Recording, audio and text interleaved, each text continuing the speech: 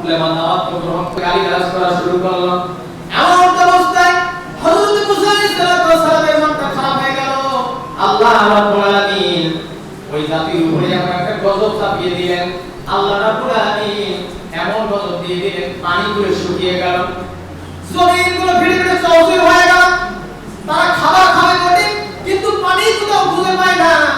খাবার খেলে তো পানির প্রয়োজন আছে, আমরা যতটুকু খাই খাবার পরে আমাদের পানির প্রয়োজন হয়। সেই সময়ে এমন অবস্থা দেখা দিল, পানি নাই তাদের, পানির জন্য তারা হাহাকার হয়ে গেল, পানির জন্য ছুটাছুটি করা শুরু করে দিল। এমন অবস্থায় সব মানুষগুলো মুসা নবীর কাছে এসে বলছে, মুসা আপনি তো আল্লাহর নবী, ও নবী মুসা, আপনাকে তো আল্লাহ মানুষের দয়া করার জন্য পাঠিয়েছে, মানুষের খেদমত করার জন্য পাঠিয়েছে। ও মুসা, তুমি তোমার আল্লাহর দরবারে একটু হাত তুলে চাও না, আল্লাহর দরবারে একটু ডাকো না, আমাদের জন্য একটু পানির বন্দোবস্ত হয়ে যাক। সুবহানাল্লাহ বলি। ওই মানুষগুলো মুসাকে তাড়িয়ে দিল, আর ওই মানুষগুলো মুসা নবীর কাছে আসলো। কিতাব এসেছে 1000 2000 নয়, প্রায় 6 লক্ষ মানুষ ওই সময় ওই তিহিরাতে ওই ময়দানে মুসার সামনে হাজির হয়েছিল। সুবহানাল্লাহ। খাবার পর যদি পানি না থাকে, ওই খাবার খেয়ে কোনো শান্তি হয় না। অর্থাৎ পানির অপর নাম আমরা জীবন বলি, কিন্তু পানির অপর নাম আমার মরণ আছে। হযরত মুসা আলাইহিস সালাম কাকুতি মিনতি শুরু করলেন। বনি ইসরাঈল লোকগুলো মুসা আলাইহিস সালামের কাছে হাত জোড় করা শুরু করলেন। নবীরা বড় দরদি হয়। হযরত মুসা আলাইহিস সালাম তাদের কথাগুলো শোনার পর আল্লাহর দরবারে হাত উত্তোলন করলেন। হাত উত্তোলন করে বললেন, আল্লাহ আমাদের কত মানুষের খেদমত করার জন্য পাঠিয়েছো, ও আল্লাহ মেহেরবানি করে আমার এই জাতির লোকদেরকে পানির ব্যবস্থা করে দাও। সুবহানাল্লাহ বলি। আল্লাহর দরবারে দোয়া করলেন। আল্লাহ রাব্বুল আলামিন সঙ্গে সঙ্গে মুসাকে বললেন, মুসা রে, ও মুসা চিন্তা করার কোনো কারণ নাই, আমি আল্লাহ তাআলা অবশ্যই তো পানি দান করব। ও মুসা, তোমার হাতের মধ্যে যে লাঠিটা আছে, এই লাঠিটা নিয়ে পাহাড়ের পাদদেশে ঢোকা মারো, ওখান থেকে একটা নাই দুইটা নয় 12টা ঝর্ণা আমি আল্লাহ বাহির করে দেব। আল্লাহ বলছেন, মুসা হাতের মধ্যে যে লাঠি, এই লাঠি দ্বারা তোমার ওই পাহাড়ের পাদদেশে আঘাত করে ঢোকা মারো, আমি আল্লাহ তাআলা 12টা ঝর্ণা বাহির করে দেব। সুবহানাল্লাহ। আল্লাহ রাব্বুল আলামিন সঙ্গে সঙ্গে আয়াত নাযিল করলেন, মুসা লিকাউমিহি ফাকুল্লাযিম বিআসাকাল হাযার।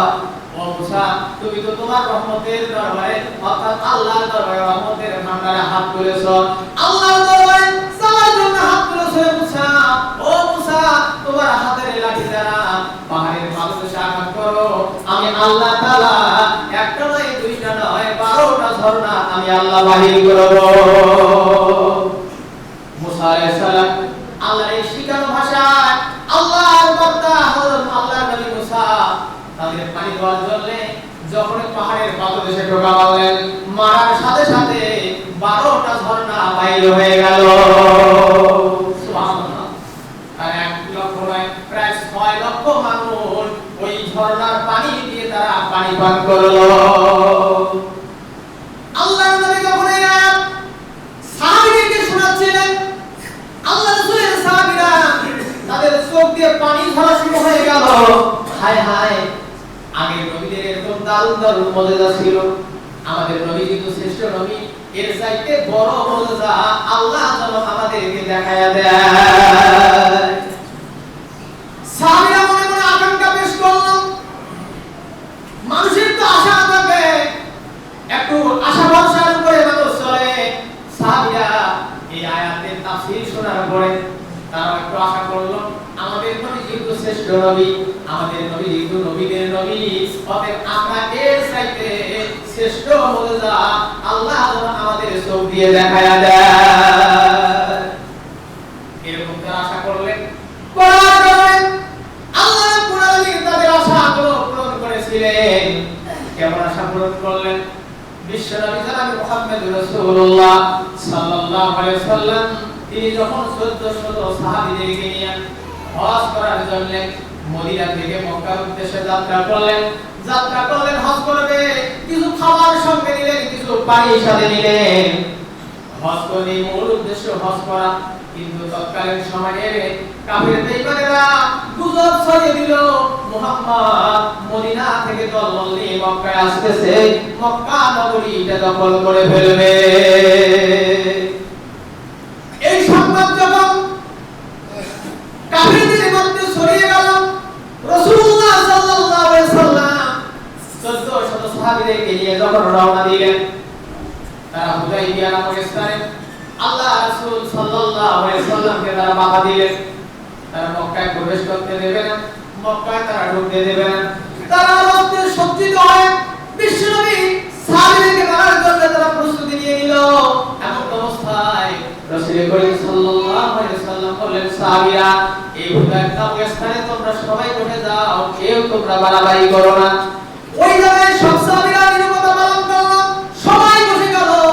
আল্লাহ রাব্বুল আলামিন ওই জায়গার মধ্যে সাহাবীদের আকাঙ্ক্ষা আমার আল্লাহ পূরণ করেছিলেন। সুবহানাল্লাহ। আল্লাহ রাসূল সাল্লাল্লাহু আলাইহি সাল্লাম যখন সাহাবীদেরকে এই অর্ডার দিয়ে দিলেন, কেউ কোনো বিশৃঙ্খলা করবে না, সাহাবীরা সবাই স্বাধীনভাবে এবং নিরাপত্তা পালন করে বসে গেল। এমন অবস্থায় একদিন, দুই দিন, তিন দিন এভাবে দিন অতিবাহিত হচ্ছে। যেতে যেতে যে খাবারগুলো সঙ্গে নিয়েছিল, তারা যে পানিগুলো সঙ্গে নিয়েছিল, খাবারগুলো শেষ হয়ে গেল, পানিগুলো শেষ হয়ে গেল। কিন্তু খাবারের মধ্যে আগে পানি শেষ হয়ে গেল, খাবার খাওয়ার পরে যে পানি তারা পাবে, পানিটুকু নাই। হযরতে আতা নামে একজন সাহাবী, যে সাহাবীকে দেখলেই সবাই হাসতো। আল্লাহ রাসূল সাল্লাল্লাহু আলাইহি সাল্লামের ওই সাহাবী আতা একটু পানি পিপাসা লেগে গেল। যে আতা সাহাবীর মুখের মধ্যে শুধু একটা দাড়ি আছে, আমাদের হাজারো দাড়ি থাকার পরে আমরা দাড়ি রাখি না। দেখেন রাসূল করিম সাল্লাল্লাহু আলাইহি সাল্লামের সাহাবী নাম হলো আতা। এই আতা নামে সাহাবী একদিন আসতেছেন, আল্লাহ রাসূল সাহাবীদেরকে নিয়ে অবস্থান করতেছেন, বসে আছে। আল্লাহ রাসূল সাল্লাল্লাহু আলাইহি সাল্লাম ওই আতা সাহাবীর মুখের দিকে তাকিয়ে বিশ্ব নবী একটা মুস্কি হাসি দিয়ে দিলেন। সুবহানাল্লাহ বলি। আল্লাহ রাসূল মুস্কি হাসলেন। রাসূলের মুস্কি হাসা দেখে